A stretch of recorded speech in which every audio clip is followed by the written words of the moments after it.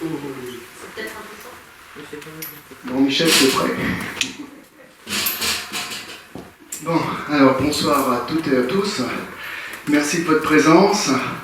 Pour la dernière, c'est la dernière de l'Université populaire. C'est ma dernière conférence de ma saison à moi, puisque je suis quand même dans une association et je fais des conférences autres qu'à l'Université populaire. Mais j'étais très très content et très fier de faire ces 9 conférences sur l'histoire de la peinture au XIXe siècle. Et je répète, on a fait ça dans le cadre du 20e anniversaire de l'Université de Saint-Michel-sur-Orge.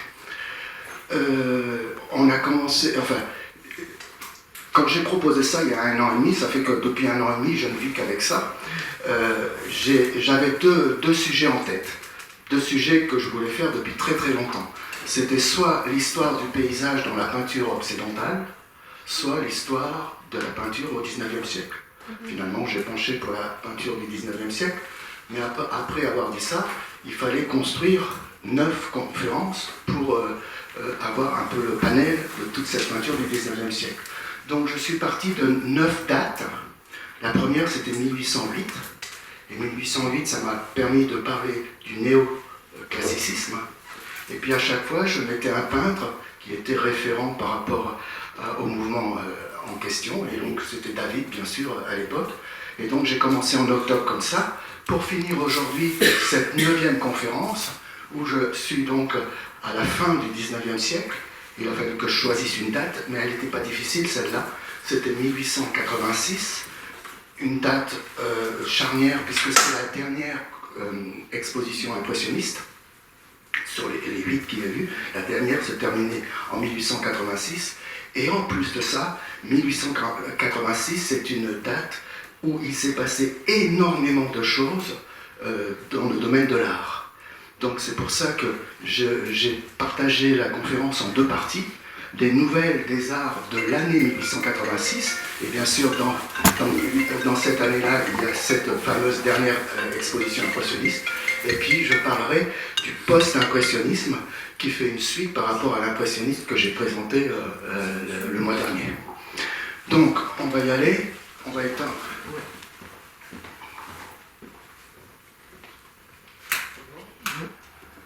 Donc, 4 années se sont écoulées depuis la 7e exposition impressionniste en 1882. Ces 4 années sont marquées par j'ai appelé ça des ruptures, bon, c'est peut-être pas tout à fait le terme exact, mais en tout cas, celle-ci, Édouard Manet, qui incarna cette révolution esthétique de cette fin du 19e siècle, c'est-à-dire la mort de l'académisme au profit du réalisme et de la vie contemporaine, décède en 1883. Donc, justement, entre 82 et 86. L'exposition posthume en 1884 est l'occasion pour de nombreux artistes de découvrir véritablement l'œuvre novatrice de Manet. Donc c'est une date importante à retenir, 83 et 84.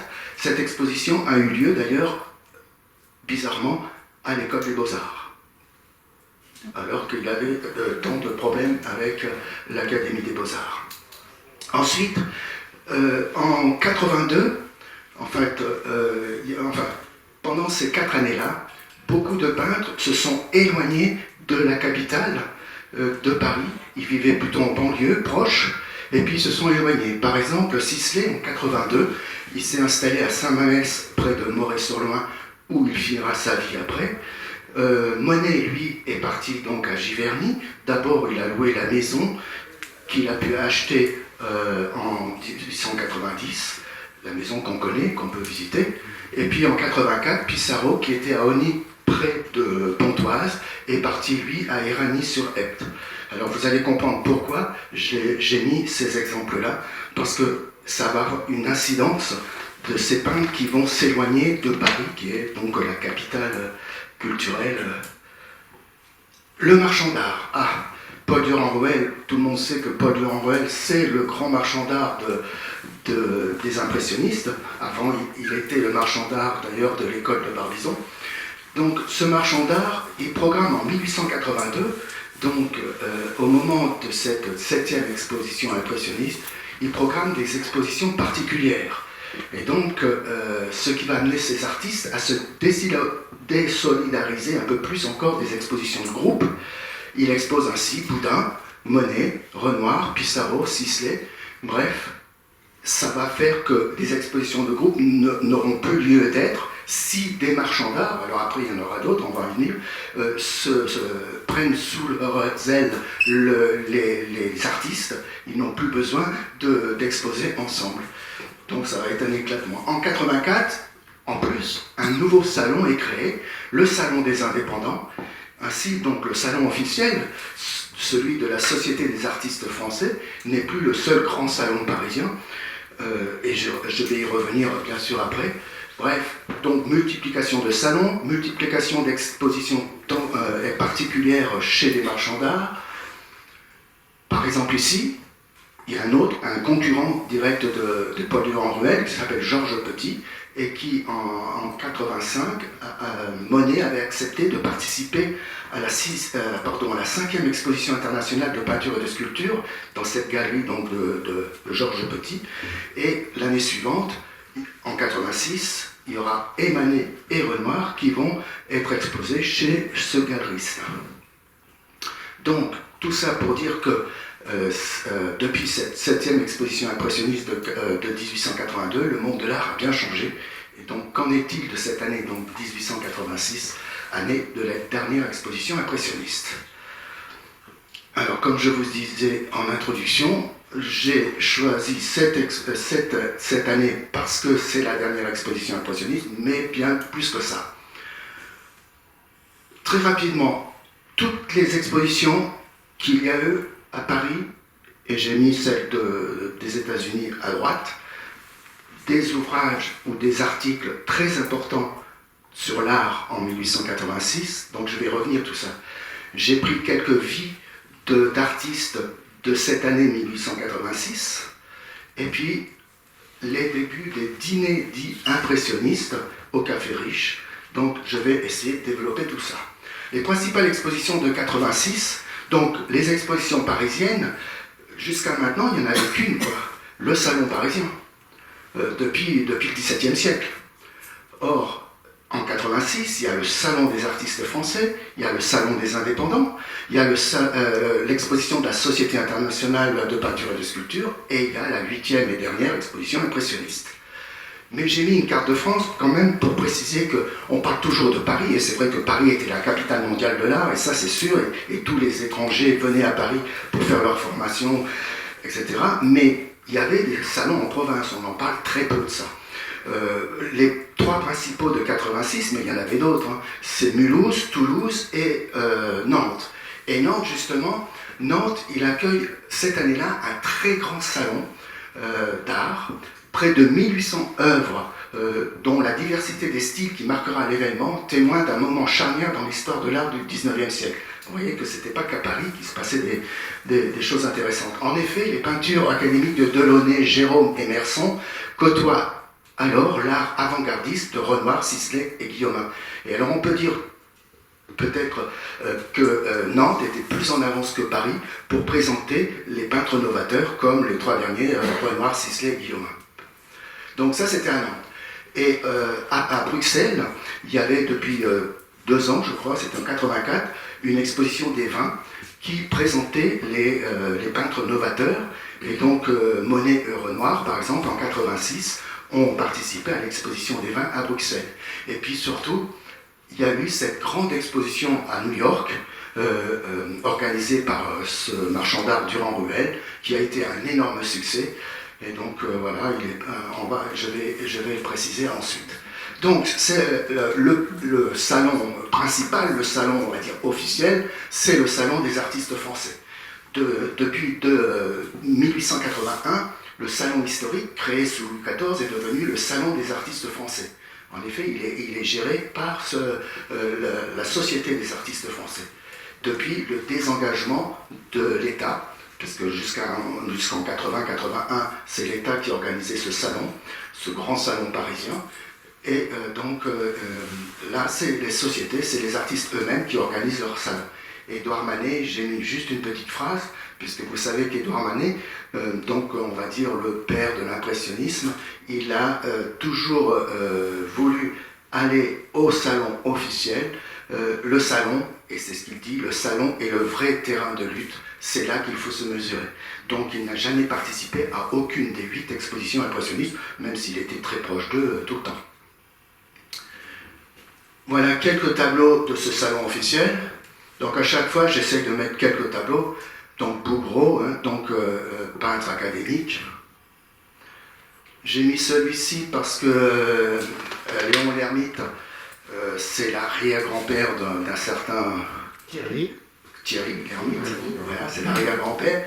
Mais j'ai mis ce tableau, même s'il est un peu flou là, je l'ai mis pour montrer qu'au salon officiel, il n'y avait pas que de la peinture dite historique, la peinture mythologique, religieuse, etc. Il y avait quand même aussi des peintures comme celle-ci, des scènes de genre. Et donc l'Ermite, par exemple, a beaucoup peint les paysans ou ici les lavandières. Quand je songe, alors ça c'est Vincent Van Gogh qui écrit à Théo dans ses nombreuses lettres, quand je songe à Millet et l'Ermite, je trouve l'art moderne aussi puissant que l'œuvre d'un Michel-Ange ou Rembrandt. Voilà, c'était le petit clin d'œil. Et puis, je n'ai pas parlé, alors donc, dans mes 9 conférences, j'ai omis, mais parce que je ne pouvais pas le caser, je n'ai pas parlé de l'orientalisme. Donc j'ai parlé du japonisme, j'ai parlé de la photographie, mais je n'ai pas parlé de l'orientalisme. Et pourtant, tout au long du XIXe siècle, il y a eu, et chez les romantiques et chez les classiques, comme ici Jérôme, des peintres. Et ce salon, il existe toujours. Le salon des artistes français existe toujours. Depuis 2006, il est regroupé avec 3 autres salons sous le nom de Art Capital, et ça existe toujours. Alors, c'est toujours normalement dans le Grand Palais. Bon, depuis le Grand Palais est en réparation, il est dans le Palais éphémère, sur le Champ de Mars, mais il existe toujours. Cette année, il était en mois de février, donc Art Capital, avec 4 salons différents, dont le Salon des artistes français. J'ai oublié de dire, mais il y avait un salon des refusés, en 86, c'est la dernière fois, la 4e fois. Bon, le plus grand, le plus connu et le plus médiatisé, c'est le salon de 1863, le salon des refusés. Mais il y en a eu trois autres après, dont 86, mais vous avez vu, avec 30 exposants, donc on n'en parle pas du tout. Ensuite, donc, un salon nouveau, le salon des indépendants depuis 84. Face au salon des artistes, se tient à Paris, donc le salon des artistes indépendants. Et donc, lui aussi, il fait partie de Art Capital, un des 4 salons de Art Capital. Donc, géré donc, par la Société des artistes indépendants. Et c'est une société qui est ni jury ni récompense. C'est la devise de tous les membres de fondateurs qui ont souhaité accoler au salon des indépendants lors de sa création en 84. Parce que le salon officiel, il y a un jury, il faut passer devant un jury, soit le tableau ou l'œuvre est accepté, soit elle est refusée, et après il peut y avoir même des récompenses, médailles d'or, médailles d'argent, etc. Non, là, on peut présenter ses œuvres, il n'y a pas de jury ni récompense. Ce credo qui fleure bon l'esprit libertaire de la fin du XIXe siècle est encore aujourd'hui l'ADN du salon des indépendants, ce qui le différencie donc des autres expositions. À noter, seuls des impressionnistes, des peintres qu'on appelle impressionnistes, Guillaumin a rejoint les indépendants. Pissarro, par exemple, qui s'estime toujours lié aux impressionnistes, ne participe pas au salon des indépendants, mais il ira quand même au banquet des indépendants en janvier 86, parce qu'il est très proche d'eux. Et donc, voilà, au salon des indépendants, on a pu découvrir Georges Seurat un dimanche après-midi à la Grande Jatte, qu'on va aussi redécouvrir ou découvrir à la dernière exposition impressionniste, puisqu'elle sera aussi présente. Donc j'ai mis Lucien Pissarro, parce que Camille Pissarro, lui, ne participe pas, mais son fils participe au salon des indépendants, la Maison de la Sourde, Paul Signac, Armand Guillaumin,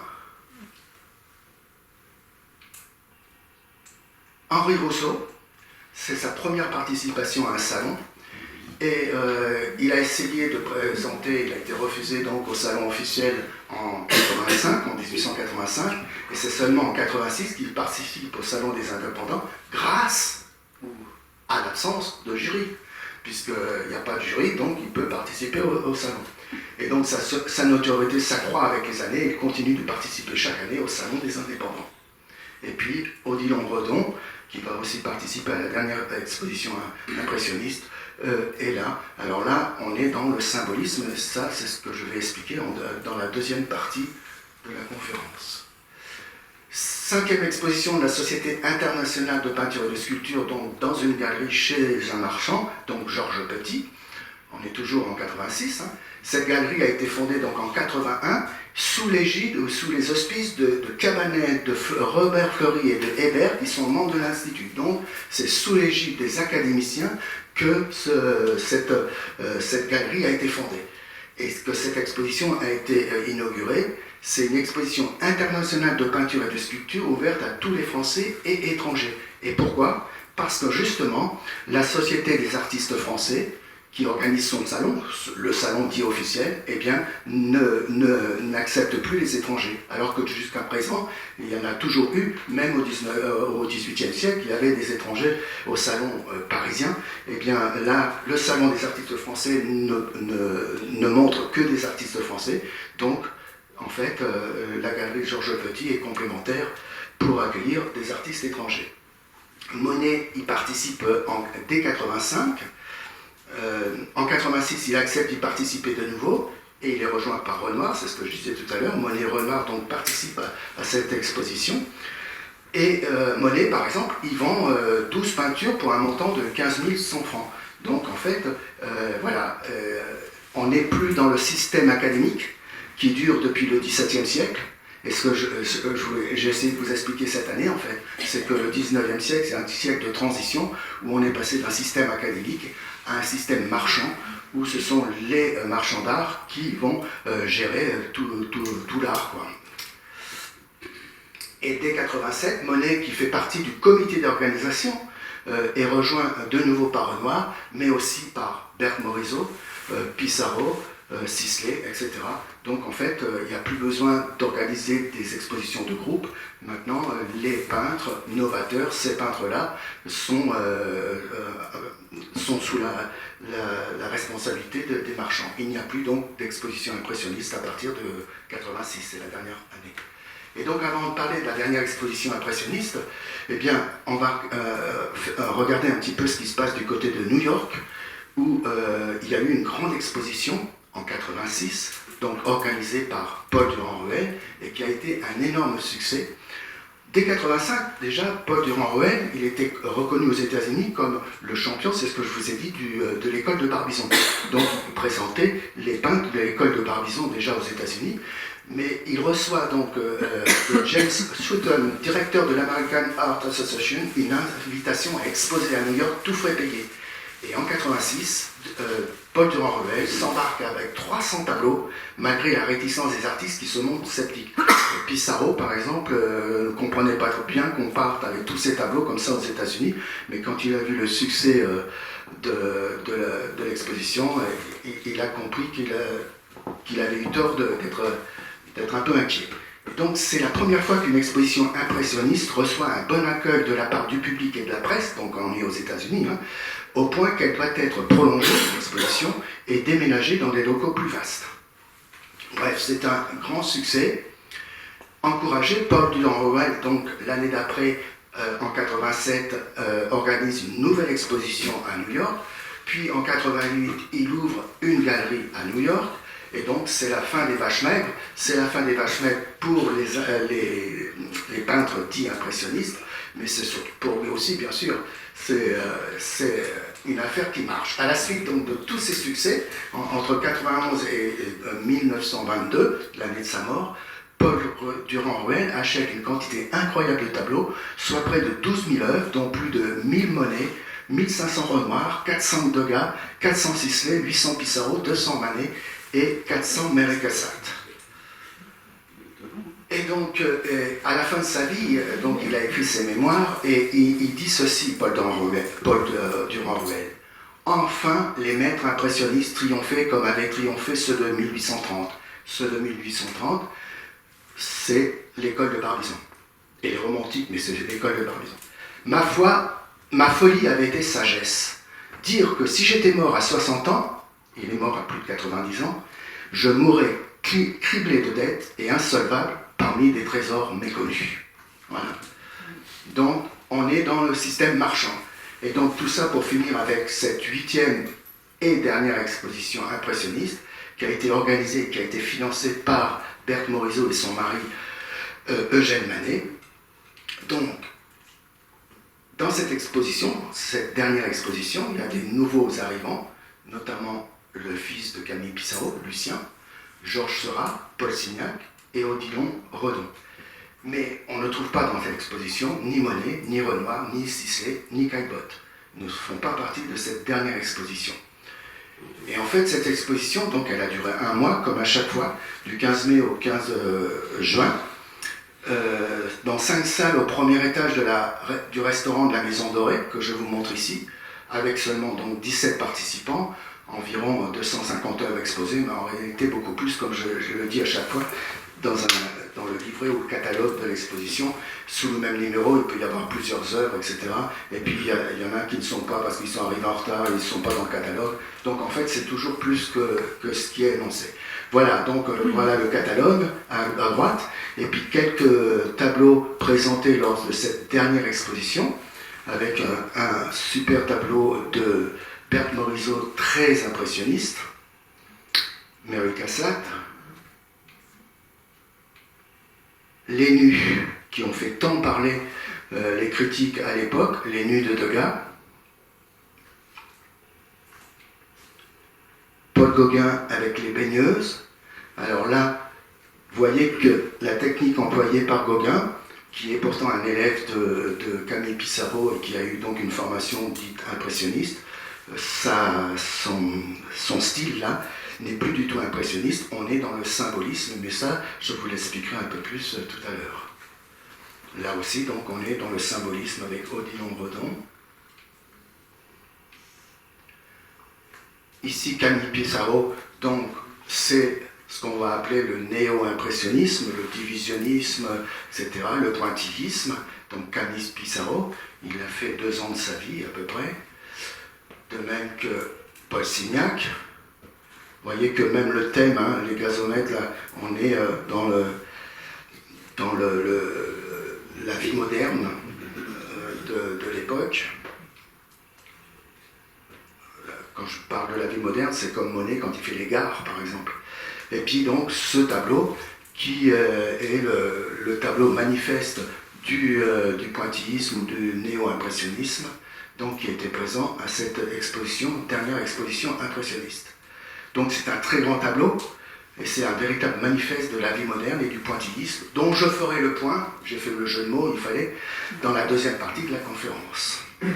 Je parlerai donc du pointillisme. Et lors de cette dernière exposition, impressionniste de 86, Monet, Renoir, Sisley, Caillebotte, comme j'ai dit, ne sont pas là, et cette absence signe la fin de l'impressionnisme, selon le critique d'art Félix Fénéon, que vous voyez ici. Avec cette exposition, l'impressionnisme est définitivement mort. C'est Félix Fénéon qui invente pour cette nouvelle peinture, celle de Seurat, Signac, Pissarro, le terme de néo-impressionnisme. Donc des écrits, justement, on en vient des écrits importants de cette année 86. On a justement les impressionnistes en 1886, donc une petite brochure de Félix Fénéon. C'est vraiment le véritable manifeste. Alors, je ne vais pas dire du néo-impressionniste, je vais dire du post-impressionniste. Parce qu'en fait, c'est à partir de cette date, à partir de 86, qu'on peut parler de post-impressionniste. Même si Félix Fénéon n'a pas, lui, l'inventeur de ce mot, il sera inventé beaucoup plus tard, et je vais vous le dire après, mais il a seulement inventé le nouveau terme de néo-impressionnisme, parce que dans cette exposition, dernière exposition, donc il y avait des néo-impressionnistes tels que Seurat, Signac et les Pissarro. Le poète Jean Moréas, en 86, donc dans Le Figaro, il publie un texte qui s'appelle le symbolisme. Et en fait, il enterre vraiment avec son texte le romantisme et il prend le contre-pied de tout le naturalisme qu'illustre le romancier Émile Zola. Parce que, en fait, lui, il parlait côté littérature, puisque c'est un poète, mais le symbolisme déborde vraiment le cadre de la poésie et touche le roman, le théâtre, la musique et la peinture. Et pour la peinture, on peut citer notamment Gustave Moreau, donc symboliste, Odilon Redon, Puvis de Chavannes, le peintre autrichien Gustav Klimt, qui sera l'un des maîtres de l'Art Nouveau, et le norvégien Edvard Munch, qui aussi est un peintre symboliste. Et en fait, avec le symbolisme, on quitte tout à fait le réel pour aller vers le monde invisible, le monde des idées, du rêve, du mystère. C'est vraiment la négation de l'impressionnisme. Donc on passe à autre chose, on est dans le post-impressionnisme. Et puis l'œuvre, c'est le titre du 14e volume des Rougon-Macquart de Zola. Et donc, il présente la vie d'un peintre, Claude Lantier. Comme toujours, Zola, il s'inspire de personnages qui existent. Il fréquente le petit monde des artistes rebelles et surtout Cézanne, son copain d'enfance. Ce Claude Lantier est présenté comme un raté. Pour autant, l'œuvre marque-t-elle la fin d'une amitié entre Cézanne et Zola? Ça, vous pouvez le lire partout, ça. On dit, ils se sont fâchés parce que Zola a pris comme modèle peut-être trop son copain Cézanne, et que ce modèle est un raté, donc pour lui, Cézanne aussi est un raté. Et donc ça, c'est quelque chose qui est en boucle, mais en fait, rien n'est moins sûr de ça. En 87, l'année d'après, Zola envoie, comme il a toujours fait, le roman suivant, La Terre, à Cézanne, et celui-ci lui dit qu'il ira le voir pour lui serrer la main. Si vraiment il était fâché, il n'aurait pas dit ça à Zola. Donc, les historiens ont vite fait de dire qu'ils étaient fâchés. On sait très bien que quand Cézanne a appris la mort de Zola, il était vraiment en pleurs et vraiment décomposé. Donc de dire qu'ils se sont fâchés, c'est pas vraiment sûr. Bref, la vie de quelques peintres en 86. D'abord Monet. En 86, lors de son séjour à Belle-Île-en-Mer, au mois septembre-novembre, Claude Monet va réaliser pas moins de 39 toiles. Certaines ont marqué l'histoire de l'art et figurent parmi les plus belles du courant impressionniste. Alors il y a certains historiens d'art qui disent que c'est à ce moment-là, c'est quand il a fait cette campagne à Belle-Île-en-Mer que Monet a eu l'idée de faire les séries. Toutes les séries qu'il a fait par la suite, les Peupliers, les Meules, la cathédrale de Rouen, etc. Ça serait là. Et puis d'autres historiens de l'art qui disent non, c'est pas Belle-Île-en-Mer qu'il a eu cette idée, c'est quand il était à Crozon, parce qu'il a fait une campagne dans la Creuse, à Crozon, et qu'il a eu cette idée de faire des séries. Ouais, bon, alors ça, c'est des chapelles qui se battent pour ça. En tout cas, quelle que soit sa technique, Claude Monet cherche à peindre l'instant, le temps qui surgit, l'éphémère. Donc ça, c'est 86. En 86, Van Gogh arrive à Paris. Donc, il arrive chez son frère Théo, et à la mort de son père, donc il quitte les Pays-Bas et vient rejoindre son frère Théo à Paris, dans le quartier de Montmartre, en mars 86. Il découvrira donc la peinture claire à l'exposition des impressionnistes, et en fait, on pense qu'il a vu toutes les expositions que je vous ai présentées, toutes les expositions de 86, il les a vues, et donc ça a fait évoluer, bien sûr, sa technique et son style. Il fréquentera un atelier aussi, l'atelier Cormon, où il rencontrera Émile Bernard et Toulouse-Lautrec. Et les 2 ans passés à Paris sont pour Van Gogh un moment en gestation entre les tonalités sombres des œuvres néerlandaises. Par exemple, si vous avez en tête Les Mangeurs de pommes de terre, c'est très sombre, mais c'est très hollandais en fait. Hein. Et les fulgurances tourbillonnantes de la période arlésienne quand il sera donc en Arles. Donc 2 tableaux de cette époque-là de Van Gogh qui n'ont rien à voir avec ce qu'il faisait avant d'arriver à Paris, mais d'avoir découvert cette nouvelle peinture et cette peinture claire, et bien voilà ce genre de tableaux qu'il a fait, qui ne sont pas encore les tableaux qu'il va faire plus tard quand il sera à Saint-Rémy ou à Arles, ou à Auvers-sur-Oise après.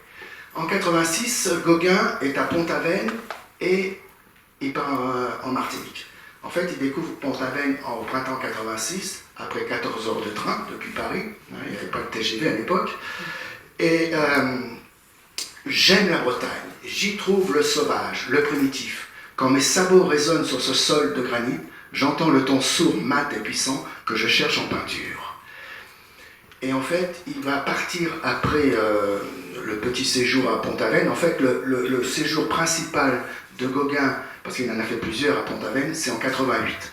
Mais en tout cas, il découvre Pont-Aven en 86. Et donc cette année-là, il va partir avec son ami Charles Laval, un autre peintre. Il va quitter donc l'Europe pour le Panama. Ils vont aller travailler sur le canal de Panama, mais en fait, ils ne vont pas y rester longtemps. Et ils vont aller en Martinique, et là, ils vont faire une campagne de peinture en Martinique, en quête d'aventure et d'exotisme. Et son deuxième voyage à Pont-Aven, voilà, c'est ce que j'ai mis, eut lieu en 88 et fut marqué par des rencontres décisives avec de nouveaux jeunes artistes. Et voilà une peinture de Pont-Aven, à gauche, les lavandières, et puis une peinture de Martinique avec un paysage à droite. Donc là, on est toujours en 86. Hein. Cézanne, en 86, il vit avec sa famille à Gardanne, près d'Aix-en-Provence. Donc j'ai pas mis d'accent, hein, je le redis, mais j'ai pas mis d'accent sur Cézanne pour respecter le vœu de la famille qui voudrait qu'on écrive Cézanne à la façon provençale sans accent sur le « et ». Donc pour moi, qui ai été habitué à mettre des accents tout le temps, des fois j'en oublie, des fois. C'est en 85-86 qu'il commencera son cycle de peinture sur la montagne Sainte-Victoire. Il en réalisera près de 80 œuvres. Et le 28 avril de 86, il épouse Hortense Piquet, modèle du peintre et la mère de son enfant, Paul Junior, à Aix-en-Provence. Jusqu'à présent, il l'avait toujours caché. Son père rejetait cette union, donc il avait toujours caché, mais son père était malade. D'ailleurs, il va mourir dans cette année 86, et il a accepté donc de son vivant que son fils se marie avec son modèle. Le 23 octobre, donc, le père Cézanne décède. Paul reçoit un héritage qui le met à l'abri financièrement. Il en donne un tiers à Hortense, la femme, un tiers à son fils, Paul, et garde le dernier tiers pour lui. Voilà pour 86, avec des peintures sur Gardanne, donc, où il a vécu en 86. Et puis 86, Renoir, un peintre qui doute. En fait, il a écrit bien plus tard à Ambroise Vollard, donc, qui est aussi un autre marchand d'art. Il avait écrit ceci: vers 1883, donc un peu plus tôt que 86, vers 1883, il s'était fait comme une cassure dans mon œuvre. J'étais allé jusqu'au bout de l'impressionnisme, et j'arrivais à cette constatation que je ne savais ni peindre, ni dessiner. En un mot, j'étais dans une impasse. Et donc il va faire des voyages en Italie pour en finir avec l'impressionnisme, et il va se tourner vers des peintres très académiques, comme Raphaël ou Ingres. Donc on n'est plus dans la couleur, on est plutôt dans la ligne, hein, comme on dit. Et ces références au classicisme entrent nécessairement en conflit avec l'impressionnisme. En effet, le classicisme vise à l'intemporel et au permanent, tandis que l'impressionnisme veut traduire le fugitif et l'inconstant. Donc, entre 90 et 1900, Renoir change complètement son style. Plus fluide, plus coloré. Cette période est dite nacrée. La première œuvre de cette période, Les jeunes filles au piano, que je vous ai mis ici à gauche, est acquise par l'État français pour le musée du Luxembourg. Alors je vous rappelle que le musée du Luxembourg au XIXe siècle, c'est le musée des artistes vivants. Le musée des artistes du passé, c'est le Louvre, et le musée des artistes vivants, c'est le Luxembourg. Donc l'État, en 92, a acheté ce tableau de Renoir. Le début des dîners impressionnistes en 86, alors, je vous ai dit que Monet, Pissarro, Sisley vivent loin de Paris. Ils se sont éloignés de la capitale. Caillebotte, lui, réunit alors ses amis peintres autour de dîners impressionnistes au Café Riche, le premier jeudi de chaque mois. On y croisait Monet, Pissarro, Renoir, Sisley, Cézanne, lorsqu'ils se trouvaient à Paris et non pas à Aix. Parfois, des critiques aussi étaient là, comme Mallarmé, Burti, Huysmans ou Mirbeau. Et donc, je vous ai mis une lettre, donc comme on n'arrive pas à la lire, je l'ai écrit plus gros, donc c'est une lettre de Caillebotte à Monet, et il lui dit ceci: mon cher ami, qu'est-ce que vous devenez? Êtes-vous là seulement? Parce que Monet, comme les peintres, surtout les peintres paysagistes comme lui, avaient l'habitude de faire, comme on dit, des campagnes. Ils partaient, soit en province, soit à l'étranger. Et donc, êtes-vous seulement là? J'écris à tout le monde pour la reprise de nos dîners. Donc, à jeudi prochain, 7h, Café Riche, tout à vous, Gustave Caillebotte. Quand vous aurez une occasion, emmenez donc Mirbeau. Voilà. Donc, voilà le genre. Alors, pourquoi il faisait ça? Eh bien parce que justement les peintres se sont éloignés de la capitale, le seul moyen de se retrouver c'est autour d'un repas, et donc Caillebotte ne manquait jamais de régler l'addition pour tout le monde, donc il payait pour tous les invités au Café Riche, qui était un café select, vraiment. Et en 1894, après son décès, le décès de Gustave Caillebotte, eh bien il n'y a plus eu de dîner impressionniste, c'était fini. Voilà. Voilà pourquoi tout à l'heure je vous ai dit que je vous parlerai de ces dîners après la fuite, on va dire, des peintres loin de Paris. Et donc je passe à la deuxième partie, le post-impressionnisme. Donc d'habitude je prends souvent une définition du dictionnaire de l'Académie. Or, dans le dictionnaire de l'Académie, il n'y a pas de définition sur le post-impressionnisme, donc je me suis rabattu sur le cher Larousse, qui dit le post-impressionnisme, donc c'est un ensemble de tendances artistiques de la fin du 19e et du début du 20e siècle qui divergent de l'impressionnisme ou s'opposent à lui. Par exemple, néo-impressionnisme, synthétisme, nabisme, préfiguration de l'expressionnisme ou du fauvisme. Voilà ce qui est écrit dans le Larousse. Ce n'est donc pas un courant artistique homogène, le post-impressionnisme. Des peintres ayant connu une phase impressionniste entre 1860 et 1880 vont chercher à évoluer en utilisant un style de plus en plus personnel ou une technique particulière. Ces artistes vont aller au-delà de l'impressionnisme. Alors que les impressionnistes trouvent leur inspiration dans ce qu'ils observent devant eux, ils peignent ce qu'ils voient comme ils voient. Je vous rappelle, quand je vous ai parlé du réalisme, il peignait ce qu'il voyait, ça c'est Courbet. Courbet a dit « je ne vois pas des anges, donc je ne peins pas des anges ». D'accord ? Les académiques, eux, ils peignent ce qu'ils savent, ce qu'ils ont appris. Et donc, il faut avoir une culture pour faire les tableaux dits académiques, mythologiques, religieux, etc. Et le spectateur a besoin aussi d'une culture pour comprendre le tableau. Là, les impressionnistes, eux, ils peignent ce qu'ils voient, donc comme les réalistes, mais en plus comme ils voient. Et je vous avais pris l'exemple du torse nu de la femme peinte par Renoir, cette femme était en extérieur et non pas dans un atelier, comme il a toujours été le cas, les modèles étaient en atelier. Là, elle était en extérieur, et en extérieur, eh bien, il y a du soleil, il y a de l'ombre, eh bien, il y a l'ombre sur le torse, et donc je peins ce que je vois comme je vois. Ça, c'est les impressionnistes.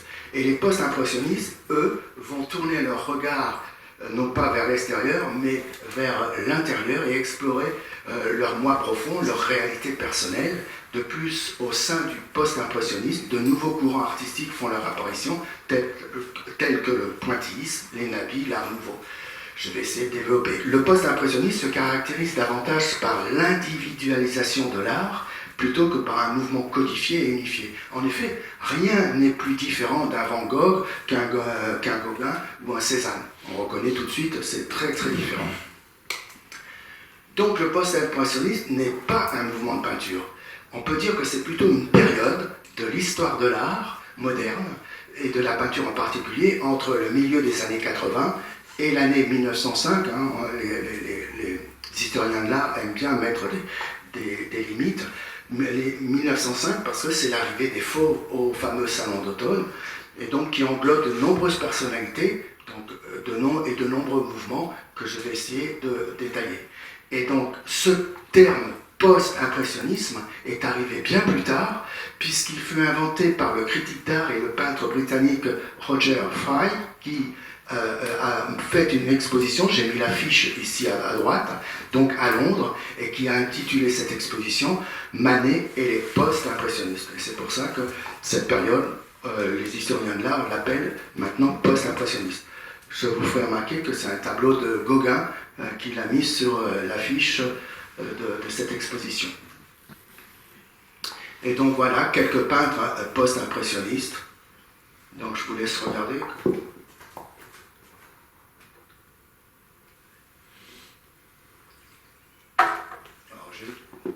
J'en ai mis quelques-uns, les plus connus: Paul Cézanne, Odilon Redon, Paul Gauguin, Vincent Van Gogh, Henri Rousseau, Guy Laudouanier, Georges Seurat, Henri de Toulouse-Lautrec et Paul Sérusier, mais bien sûr, il y en a bien d'autres.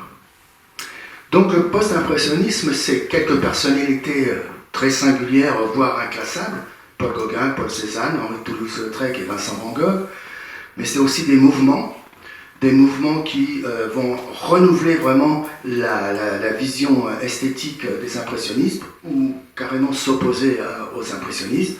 Alors on a le néo-impressionnisme avec Georges Seurat, Paul Signac, le symbolisme qui va regrouper deux groupes d'artistes qui ont adopté le symbolisme, c'est l'école de Pont-Aven avec Paul Gauguin, Émile Bernard et Paul Sérusier, et les Nabis avec Maurice Denis, Pierre Bonnard, Édouard Vuillard et Félix Valenton.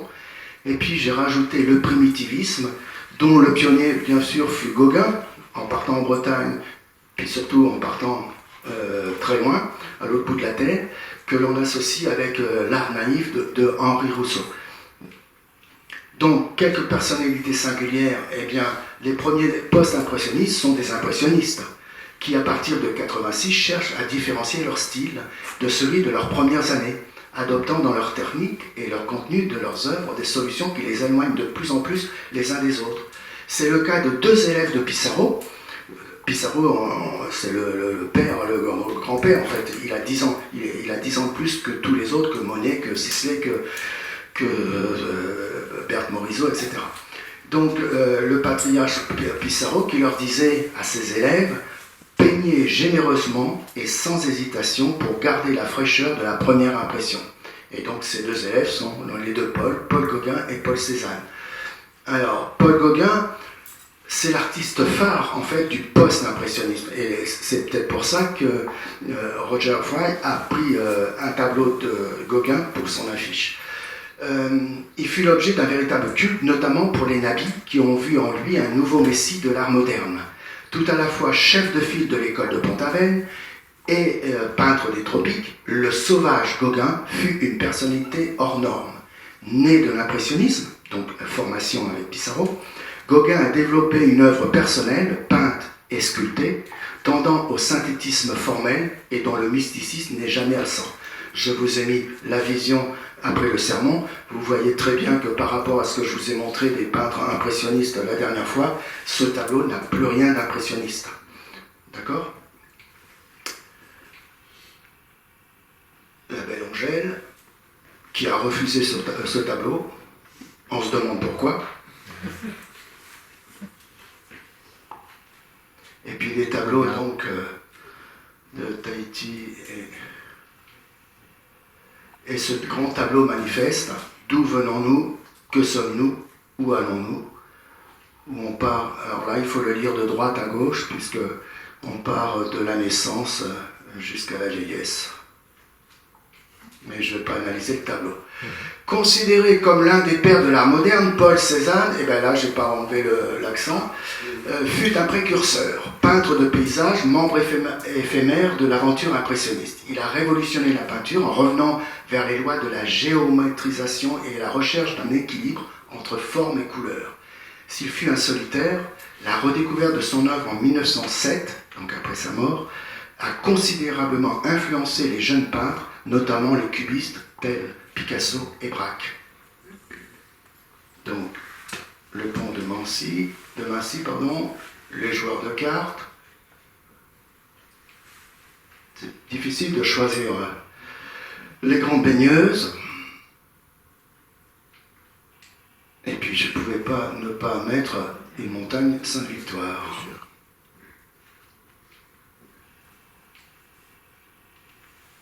Ensuite, on a deux artistes qui sont vraiment inclassables. C'est Vincent Van Gogh à droite et Henri de Toulouse-Lautrec à gauche, donc de peintre post-impressionniste. Toulouse-Lautrec est classé au rang des post-impressionnistes, au même titre que Gauguin et Van Gogh. Il fut le peintre de la vie nocturne montmartroise, mais aussi de la promiscuité des maisons closes. Lautrec fut un illustrateur et un affichiste pour le monde des cabarets et des cafés-concerts.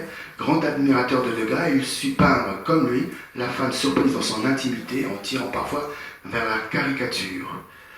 Donc, maison close, mais aussi la Goulue, qu'on retrouvera sur des affiches, de façon caricaturale. Et voilà une affiche, par exemple, de Toulouse-Lautrec. Donc on est vraiment au-delà de l'impressionnisme des années 60-70. Hein. Artiste maudit et incompris, esprit sensible torturé, Vincent Van Gogh est devenu une légende. Réputé inclassable, il appartient pourtant à la mouvance post-impressionniste, tout comme son ami Paul Gauguin. Avec sa palette vive et sa touche exaltée, il apparaît aussi comme un précurseur du fauvisme, de l'expressionnisme, tout en se rapprochant du symbolisme par sa conception mystique de l'art. Peintre infatigable, mort à 37 ans, il a produit plus de 800 toiles. Associant réflexion sur la forme et sur la couleur, la démarche de Vincent Van Gogh incarne parfaitement le génie de l'art moderne. Donc l'autoportrait, les vieux souliers, parce que je les adore. Des fois, il faut se faire plaisir aussi. Hein. Et je ne pouvais pas ne pas mettre le tournesol, ou bien la nuit étoilée. Et je finirai par l'église d'Auvers. Voilà. Donc, des mouvements artistiques qui vont renouveler l'art, révolutionner aussi. Allez. Donc, le premier, c'est le néo-impressionnisme. C'est celui qui est arrivé en même temps que la 8e exposition impressionniste, donc avec 4 peintres.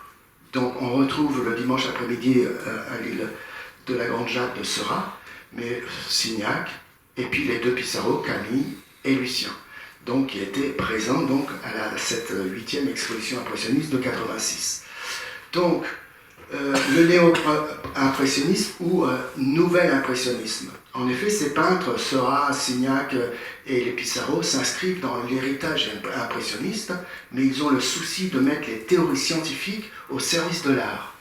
Ils s'intéressent notamment aux travaux du chimiste Michel-Eugène Chevreul, qui explique dans son ouvrage « De la loi du contraste simultané des couleurs », et je vous l'avais dit quand je vous ai présenté 1839, qu'il y avait ce document, cet ouvrage qui a été paru, qui avait une importance pour le 19e siècle. C'est l'année, je vous ai présenté la photo, la naissance de la photo, 1839. Comment toute couleur diffuse sa couleur complémentaire sur l'environnement. Ainsi, un objet rouge colore ses abords en vert, un objet jaune en violet, un objet bleu en orange, donc les complémentaires, et transpose cette observation sur la toile. Et il y a un autre texte qui est important, c'est la grammaire des arts de dessin de Charles Leblanc, où il est précisé les principes fondamentaux qui est le mélange optique. L'association des tons juxtaposés sur la toile donne plus d'éclat aux couleurs qu'un mélange au préalable sur la palette de l'artiste. Jusqu'à présent, les artistes mélangeaient sur leur palette les couleurs et les posaient sur leur toile. Or là, c'est directement sur la toile, il n'y a pas de mélange sur la palette.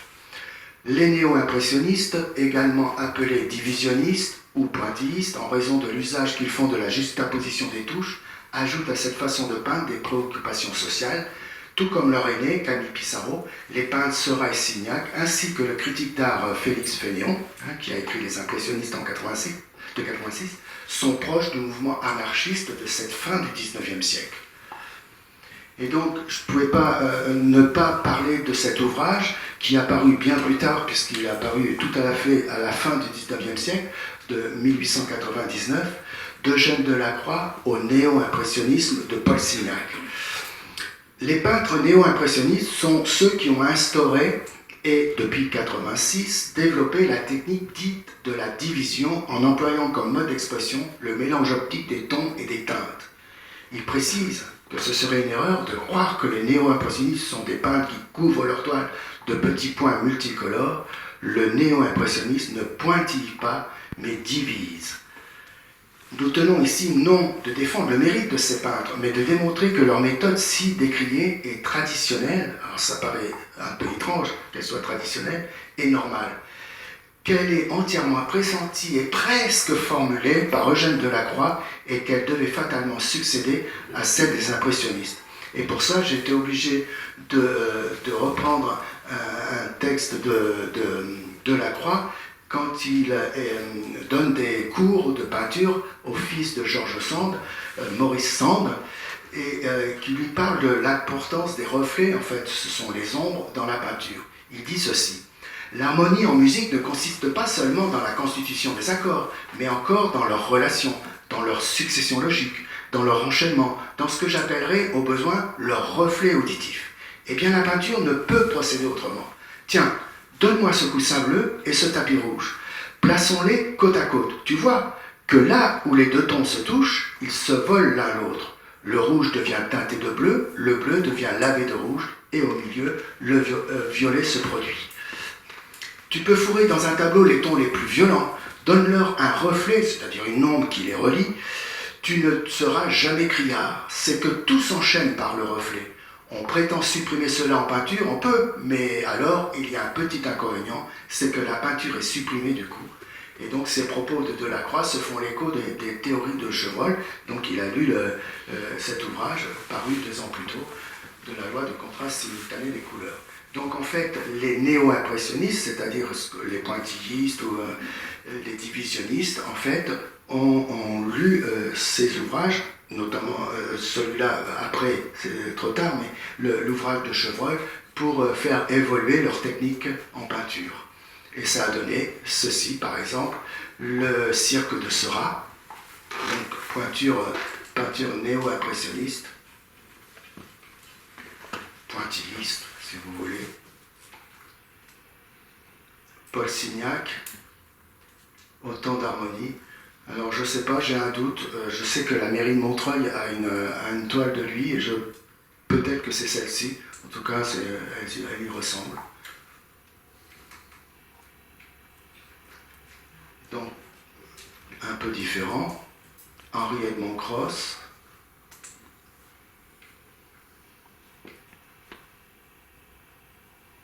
Theo van Rysselberghe, d'origine belge, Maximilien Luce. Ce sont les néo-impressionnistes qui ont découvert le petit port Saint-Tropez qui est devenu après mondialement connu. C'est eux qui l'ont découvert, et notamment Signac. Et puis j'ai mis Henri Matisse, puisque, vous voyez, bon, même si là les points sont plutôt grossiers, en tout cas il a eu une période néo-impressionniste, et avec Luce, calme et volupté. Il me semble me souvenir qu'il y a quelques années, peut-être même décennies, à Beaubourg, il y avait, on était accueillis par ce tableau-là quand on rentrait dans l'exposition à Beaubourg. Bon, ça a changé depuis. Donc, deuxième courant, le symbolisme avec l'école de Pont-Aven. Après le romantisme, après le réalisme ou naturalisme de Zola et des frères Goncourt, le symbolisme a apparu dans les années 80 en réaction au matérialisme et au progrès technologique du XIXe siècle. Goût pour le mystère, rejet d'une société en crise, intemporalité du symbole, ce rejet du monde contemporain pousse les artistes symbolistes à vouloir s'évader dans le rêve et la spiritualité. Paul Gauguin, par exemple, proche des impressionnistes jusqu'en 86, éprouve le besoin de fuir la civilisation moderne. Il part en Bretagne à Pont-Aven, à la recherche du sauvage, du primitif, et son style se démarque radicalement du divisionnisme, donc c'est pas le divisionnisme, qui le qualifie même ironiquement de mouvement répit-point. Il utilise de larges aplats au ton vif, simplifie les motifs qu'il cerne de traits marqués pour en souligner les contours. Et cette tendance, elle dérive d'un autre courant qui s'appelle le cloisonnisme, qui a été inventé en 86, toujours cette même année, par un jeune peintre qu'on ne connaît pas beaucoup, mais j'ai montré un autoportrait et puis deux de ses œuvres, Louis Anquetin, qui se réfère à la technique du vitrail, mais aussi des estampes japonaises dont les formes sont cernées et les couleurs imprimées en aplat. Donc, ça va influencer Gauguin pour faire évoluer sa peinture de l'impressionnisme au symbolisme. Pour faire une distinction entre l'impressionnisme romantique, c'est-à-dire l'impressionnisme du début des années 60 avec Monet et tous, et l'impressionnisme scientifique, c'est-à-dire les néo-impressionnistes, Seurat, Signac, eh bien, les peintres autour de Gauguin à Pont-Aven se nomment, pour chercher un autre terme, synthétistes.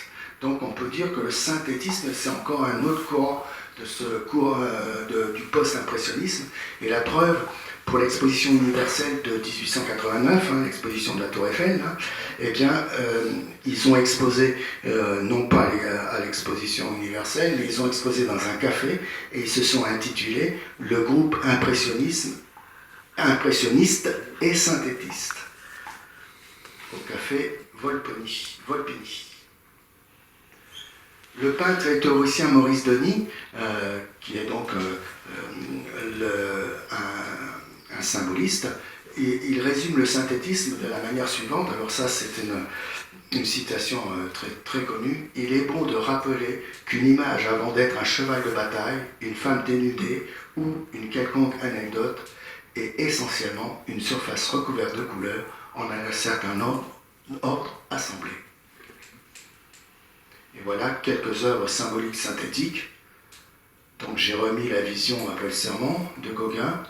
Mais vous voyez, Émile Bernard, par exemple, avec Les Moissonneurs, ce n'est plus du tout de la peinture naturaliste, de la peinture impressionniste. On est vraiment dans autre chose. Et de même que Paul Sérusier avec La veine du bois d'amour. Et je vais continuer avec lui, parce que c'est l'autre courant, ce sont les nabis. À l'Académie Julian, Paul Sérusier montre son petit tableau « La veine au bois d'amour » réalisé sous la dictée de Gauguin à Pont-Aven. Comment voyez-vous ces arbres? Ils sont jaunes. Eh bien, mettez du jaune. Cette ombre plutôt bleue, peignez-la avec de l'outre-mer pure. Ces feuilles rouges, mettez du vermillon. Et donc, ce tableau, les formes sont simplifiées presque jusqu'à l'abstraction, aux couleurs pures et appliquées en aplats qui deviennent le talisman pour Pierre Bonnard et ses amis qui constituent le groupe des nabis, c'est-à-dire prophètes en hébreu. Et donc ce petit tableau, il est au musée d'Orsay, c'est vraiment un petit tableau, c'est même pas une feuille A4, c'est vraiment petit. Et en fait, je crois qu'il est peint sur un... Il me semble, il faudrait que je vérifie, mais je crois qu'il est peint sur une planche de boîte de cigares. Donc c'est vraiment un petit tableau, mais il a fait un effet... c'est vrai que si on... Là, bon, vous voyez quand même, c'est la... si, j'ai ce qu'il faut là. Voilà, les arbres avec la berge, et puis ici c'est la veine, quoi, la rivière, avec les reflets des arbres. Mais bon, on est presque dans l'abstraction quand même s'il y a un peu de figuratif. Les motifs préférés des nabis sont des scènes d'intérieur intimistes et les portraits individuels ou de groupe. Ils privilégient l'aspect décoratif de la peinture et veulent que l'art soit présent partout, pas seulement sur des tableaux de chevalet. Tous les supports les intéressent. Ils réalisent des paravents, des décorations d'intérieur, créent des affiches, des décors de théâtre, des costumes, illustrent des ouvrages, se font tour à tour sculpteurs, graveurs. Et ils sont réceptifs à l'art japonais, comme tous les peintres de cette fin du XIXe siècle, que le grand public a découvert, comme je vous l'avais expliqué, à l'exposition universelle de 1867, ou dans les galeries comme celle de Siegfried Bing, spécialiste des arts de l'Extrême-Orient et éditeur d'une revue qui s'appelait Le Japon artistique. Cette influence se manifeste surtout dans les cadrages audacieux et la remise en cause de la perspective traditionnelle. Donc, ça, c'est Paul Sérusier, qui est donc le premier apôtre de ce mouvement des nabis, donc sous la dictée, comme je vous l'ai dit, de Gauguin. Le tableau, appelé initialement « Paysage au bois d'amour », devient, en tant que manifeste des nabis, le talisman. Et voilà un autre tableau avec l'influence japonaise, je vous avais dit, ou bien celui-ci, « L'incantation ou le bois sacré », toujours de Sérusier. Pierre Bonnard, on l'a appelé le Nabi japonard, à ses débuts, puis le peintre du bonheur est un peintre inclassable. Et lui, il a peint l'intimité de sa vie intime, les pièces de sa maison, comme là, ici la salle à manger, ou bien sa femme à la toilette. C'était Marthe, je crois. Et puis ici, j'ai vu, j'avais oublié de mettre le titre, mais c'est Femme au jardin. Et donc là, on voit très bien l'influence japonaise, hein, rien que le format. Mais il n'y a pas que le format. Ici, Édouard Vuillard. Alors lui aussi, c'est une peinture très simplifiée, mais aussi des grands formats, des grandes décorations, comme jardin public. Là aussi, on voit toute l'influence japonaise derrière tout ça. Et Félix Vallotton, le plus français des peintres suisses, avec son chef-d'œuvre, celui qui est le plus connu, c'est Le Ballon. Là aussi, une perspective plongeante. Ici, on retrouve Félix Fénéon. Et il a été un très grand graveur. Donc, j'ai mis une gravure de Vallotton. Et Maurice Denis, donc, lui, il est plutôt très chrétien. Ce nouveau Fra Angelico est connu pour avoir entrepris de rénover la peinture catholique et sacrée après la Grande Guerre. Et donc, lui, voilà, c'est encore, c'est du symbolisme, mais c'est une autre forme de symbolisme, et en tout cas très axé sur la religion.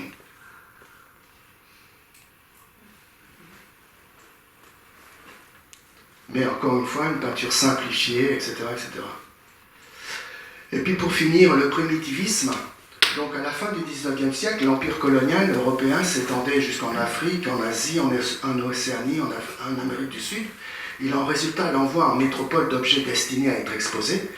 Des musées ethnologiques ouvrirent dans plusieurs villes d'Europe, et forcément, les artistes ont été influencés par tout ça.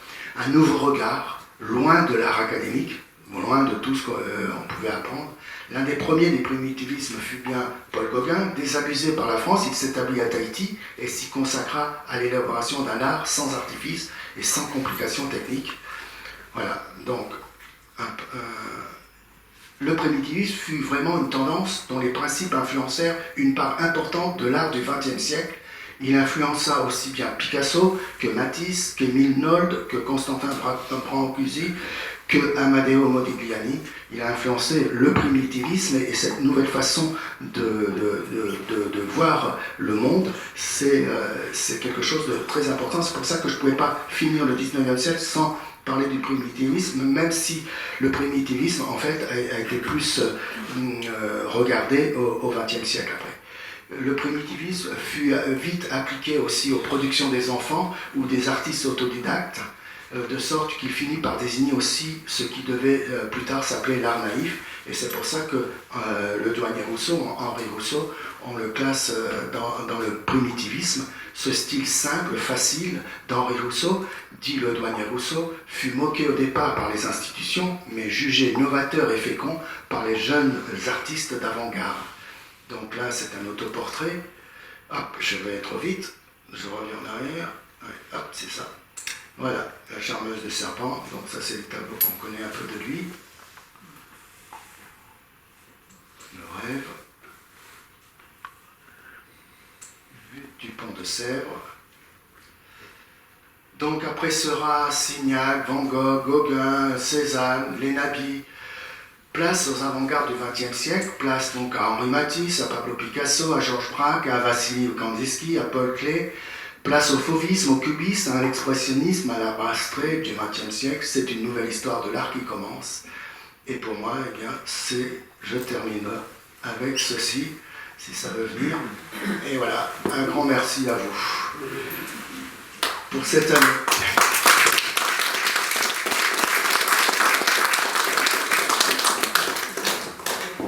Alors, je vous ai mis, alors là, ce n'est plus dans le cadre de l'Université populaire, mais c'est dans le cadre de l'association que j'ai créée, l'association Histoire de l'art pour tous, puisque je vais,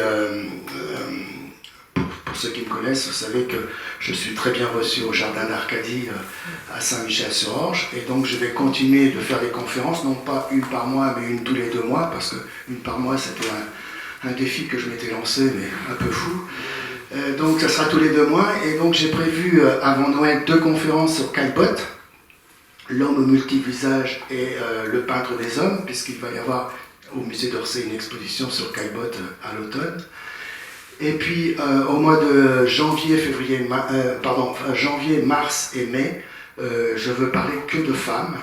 Et donc je voudrais commencer par Jo van Gogh Banger, la femme qui a rendu Vincent célèbre, parce que je ne sais pas si les institutions parisiennes ou le musée Van Gogh à Amsterdam va faire quelque chose, mais en 2025, on va fêter les 100 ans de la mort de cette femme, sans qui, très certainement, on n'aurait peut-être pas connu Van Gogh comme on le connaît maintenant. Donc j'ai envie de faire une conférence sur elle. Donc, Mary Cassatt, une américaine chez les impressionnistes, et Berthe Morisot, une vie pour la peinture. Et donc j'ai prévu 2 sorties. Donc comme je suis, alors pour ceux qui ne connaissent pas, je suis accueilli donc, dans une résidence senior, mais la directrice, exceptionnellement, je dis exceptionnellement parce que je vais dans d'autres résidences seniors et je le fais que pour les résidents de la résidence, sauf que là, c'est ouvert à tout le monde. Et donc, j'ai prévu 2 sorties. Une, le 16 octobre, à la maison Caillebotte, dans le cadre de l'exposition Caillebotte.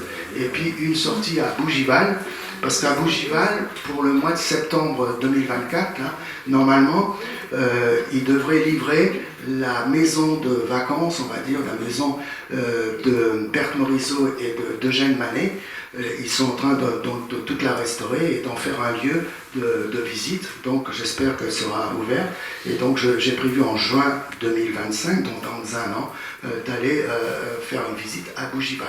Alors si vous êtes intéressé ou si vous connaissez des gens qui peuvent être intéressés, il faut bien prendre mon adresse ou mon numéro de téléphone de façon à m'envoyer un mail ou un SMS que je vous mette dans ma banque d'adresses et vous allez recevoir tous les débuts de mois comme ça, ou de 2 mois, puisque là ça sera 2 mois l'année prochaine, vous recevrez les conférences que je fais à Saint-Michel, voire à Villiers-sur-Orge, parce que je vais aussi à la médiathèque de Villiers, mais là je ne l'ai pas mis.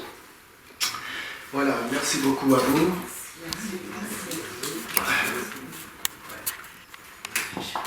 Et donc pour nous c'est fini aussi à l'Université populaire. Et donc on aura un stand le 5 septembre de... je sais pas. Non, le 7 et 8. 7 et 8 septembre. On aura un stand et on aura les programmes qu'on pourra vous donner. J'y serai aussi, moi. Avec nous. Avec vous. Et donc on a déjà le début du programme. Donc en octobre, le 8 octobre, on aura avec le Festival d'Orge la première conférence sur les chauves-souris. Et l'activité humaine. Donc c'est Tiffaine Viard qui va venir. Et en novembre, ce sera sur l'association qui s'occupe de l'eau pour faire que la gestion soit publique, c'est ça, hein? C'est aussi dans le cadre du Festival d'Orge, il me semble. Oui, je crois. Hein? Donc ils nous expliqueront notre facture d'eau, comment elle est composée et qu'est-ce qu'on peut faire pour qu'elle devienne publique. Et en décembre, ce sera le président de l'association des structures sonores bâchées, Pierre Cuffini, qui viendra nous en parler. Voilà. Et après, le reste, bon, c'est presque... Le reste, il faudra venir Oui. à septembre pour avoir la suite. Merci beaucoup. Là, on va boire un petit pot, si vous voulez, pour discuter. C'est comme c'est la dernière. Merci beaucoup encore pour toutes vos venues. Il n'y a pas longtemps, j'étais à Bretigny dans une résidence senior et il y a une femme qui m'a dit quelque chose. J'ai dit ça, c'est quelque chose que je vais garder et que je vais répéter souvent.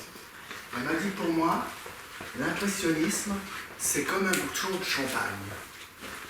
Je n'ai pas bien compris ce qu'elle voulait dire. Et elle a expliqué qu'en fait, les impressionnistes ont fait sauter le bouchon et qu'après, eh bien, tout ce que je vous ai raconté, après tout est venu, et puis le XXe siècle, etc. Et je trouve que l'image, cette métaphore, elle est formidable. Voilà. L'impressionnisme, bah oui,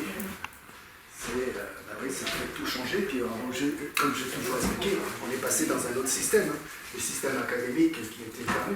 Comme le 19e siècle, il y avait de plus en plus d'artistes, forcément, même les salons, ils ne pouvaient pas accueillir tout le monde. Et, donc, voilà, il y a une transformation du système. Et le système marchand qu'on connaît maintenant, il date, il est né donc, au 19e siècle. C'est pour ça que j'ai choisi le 19e siècle. Parce que pour moi, c'est une année de... On parle beaucoup d'années de transition, on est dans des transitions en ce moment, on parle beaucoup de ça, mais au 19e siècle, il y a eu aussi beaucoup de transitions. Avec toutes les révolutions qu'il y a eu, hein, révolution de transport, enfin toutes les révolutions qu'il y a eu, technologie, tout ça, scientifique. Vous donnez des chiffres, un nombre de visiteurs sur le salon des indépendants et tout ça, enfin, c'était pas le salon des artistes français. Oui. Et par rapport aux expositions que l'on peut voir actuellement, est-ce que les chiffres ont augmenté, il y a beaucoup plus de visiteurs, il y a plus... À Art Capital, par exemple, oui. À Art Capital, il y a toujours beaucoup de monde, mais il y a quand même, moi je trouve qu'il y a, c'est pas donné. Et donc, forcément, ça limite le public. Si c'était gratuit, tout le monde pourrait y aller facilement. Or, c'est pas vraiment donné, mais il y a possibilité de voir 4 salons, donc on peut rester largement la journée pour voir toutes les œuvres. Mais comment? C'est combien le prix d'entrée? C'est 30 €, je crois. Ah ouais. Le Louvre, c'est 22 maintenant. Comment? Le Louvre, c'est 22 maintenant. Ouais, ça monte partout. Ouais. Ben, vous savez, par exemple, moi j'ai pris par exemple la carte blanche pour le musée d'Orsay et le musée d'Oranger, ce qui permet de rentrer déjà très vite sans faire la queue.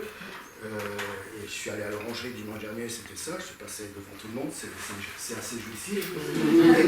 Et puis surtout, ce que j'aime encore plus, c'est qu'avec cette carte blanche au musée d'Orsay, on peut rentrer une demi-heure avant tout le monde. C'est-à-dire que le musée d'Orsay ouvre à 9h30 et qu'avec cette carte, ceux qui ont leur carte, dès 9h, on peut rentrer dans le musée. Et par exemple, pour cette grande exposition sur l'impressionniste qu'il y a en ce moment avec 1874, eh bien, j'ai pu rentrer à 9h et commencer sans presque personne autour de moi. Enfin, les gens qui avaient la carte comme moi, mais c'est quand même assez agréable de commencer une exposition sans tirer sur la tête pour voir les tableaux, etc. Et vous avez vu la mini-exposition qu'il y a là de représentation de l'impressionnisme? Ah ouais. Vous l'avez vu? Le quoi vous voulez parler de... Ouais. C'est super. Ah ouais. Ouais, je l'ai vu et je vais Ça va revoir. pas? Ah ouais. Franchement. Ça dure 40 minutes. Ça durerait 40-45 minutes. C'est vraiment, ça vaut vraiment, si vous devez faire une fois, je pense que ça vaut vraiment le coup, parce que vous partez donc de Paris. C'est une immersion dans un musée. C'est vraiment, c'est une immersion, on n'est pas assis, parce qu'attention, on n'est pas assis, on se déplace, hein, mais c'est assez flippant même des fois. Et donc on se déplace et on va donc voir l'exposition de 1874 dans Paris, on se déplace dans Paris, mais on va à Bougival justement, on va au Havre parce qu'on se retrouve à un moment donné sur le balcon où Monet a peint le fameux tableau Impression Soleil Levant. Enfin bref, on fait un petit voyage et je trouve que c'est vraiment très très bien fait. Alors c'est l'entrée, alors c'est 16 € l'entrée au musée, 16 € en plus pour cette entrée-là, mais ça vaut vraiment le coup. Je crois que si vous devez faire enfin bon, je crois que c'est la carte porteur. Que ce soit la carte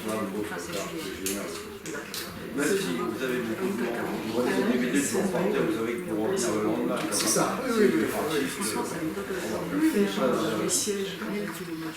Voilà. Bon, en tout cas, j'étais très content de pouvoir faire je remercie les amis du bureau de l'Université populaire d'avoir, parce que c'est moi qui bien sûr proposé ça, de doubler, parce que jusqu'à maintenant, il y avait une conférence mensuelle, et donc pour ces 20 ans, j'ai dit, on va doubler les conférences, et puis j'assure la deuxième partie. Mais je le ferai qu'une année. Bonsoir mesdames, bonsoir mesdemoiselles, bonsoir messieurs.